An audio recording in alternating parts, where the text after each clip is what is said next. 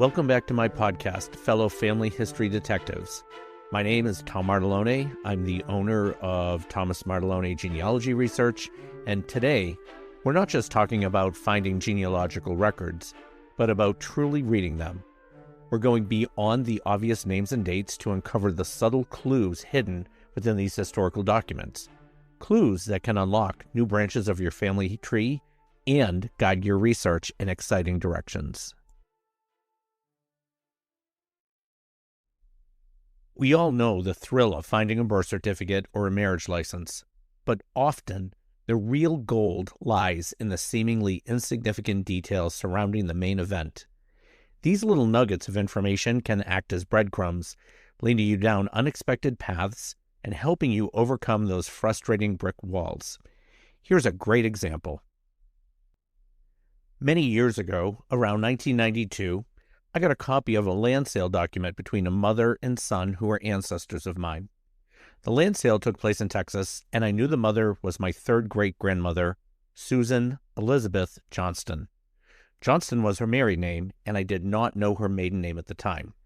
In the document, she sold land to her son, Willis G. Johnston.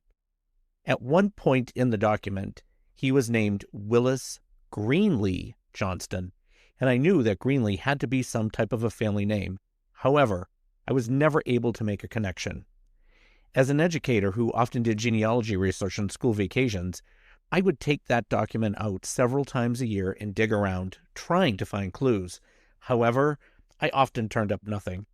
After many, many years, I was on the phone one night talking with my sister, and I had just finished talking to her about this document, and she said she'd look online and try to help me out. Later that night, my sister actually found information about Greenlee. She found Susan's maiden name, which was Selman, and she actually found a connection within the Greenlee family. I had known that the name had some significance for years, and I kept coming back to it time after time. In this instance, it turned out that time and a different pair of eyes helped solve a mystery with a hidden clue in a land document. This was just one type of hidden clue, and there are many, many others too. So you're probably asking, what kind of hidden clues are we talking about? Let's dig into this a little bit. One of the most common places to find these clues is in the relationships listed within a record. For example, a marriage certificate might not just name the bride and groom, but also their parents. Pay close attention to the witnesses listed. Often, these were close friends or relatives, siblings, aunts, uncles, or even future in-laws. Note their names. They could be a key to another branch of your family. Similarly, godparents listed on baptismal records were often family members or close associates. Don't overlook the occupations listed. An ancestor's profession can tell you a lot about their social standing, their community, and even potential migration patterns.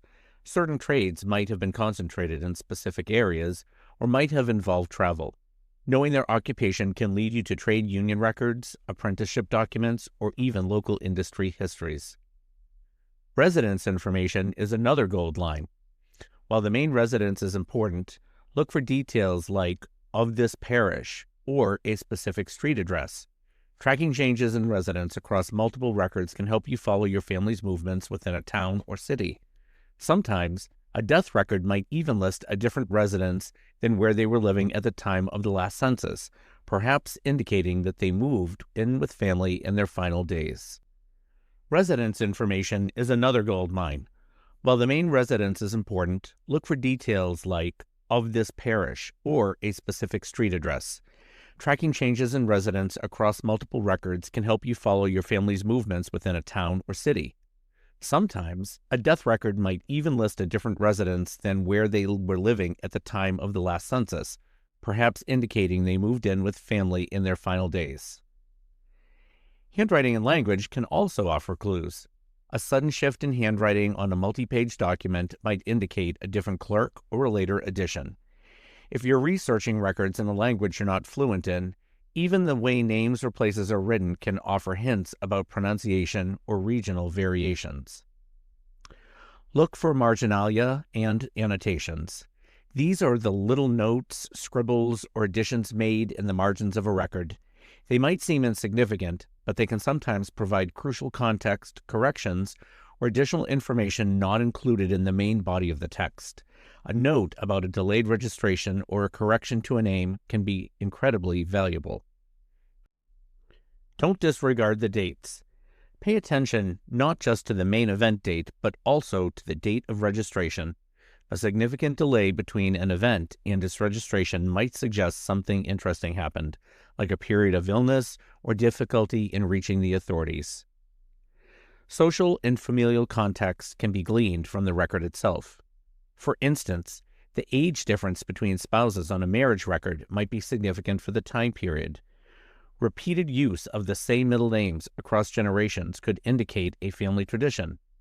The order in which children are listed on a birth record can sometimes provide clues about twins or other multiple births. Probate records are particularly rich in potential clues. Beyond the names of heirs, look for relationships described. My beloved sister, my cousin John. The inventory of an estate can offer insights into their possessions, their social status, and even their hobbies. Creditors listed might reveal business dealings or social connections. Immigration records are also packed with clues beyond the basic passenger information. Look at who they traveled with. Were they alone, with family, or with people from the same village? The last residence and intended destination fields are crucial. The names and addresses of relatives they were joining can open up entirely new research paths. Even seemingly mundane details like the type of document or the form used can be informative. A formal, printed marriage certificate might suggest a different social standing than a handwritten entry in a parish register.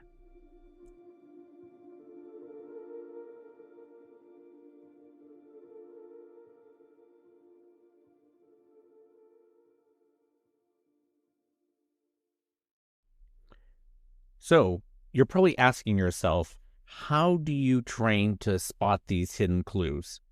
It takes practice and it takes a shift in perspective. Instead of just scanning for the obvious, approach each record with a curious and analytical eye. Be sure to read every word. Don't skim.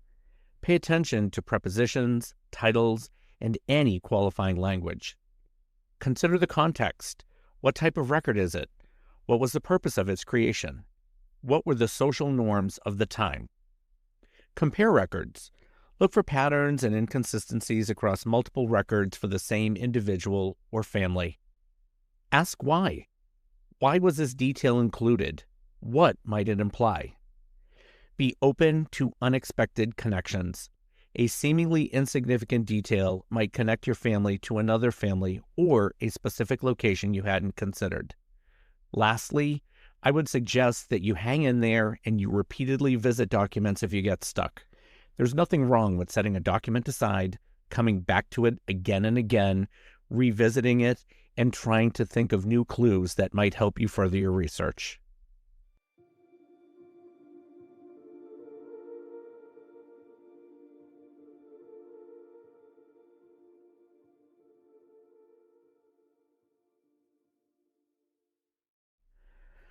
Unearthing these hidden clues in genealogical records is like becoming a historical detective. It requires patience, careful observation, and a willingness to delve deeper than the surface level. But the rewards can be immense, leading to richer, more nuanced understanding of your ancestors' lives and opening up exciting new avenues for your research. So, the next time you encounter a genealogical record, take a closer look. You might be surprised at the secrets it holds.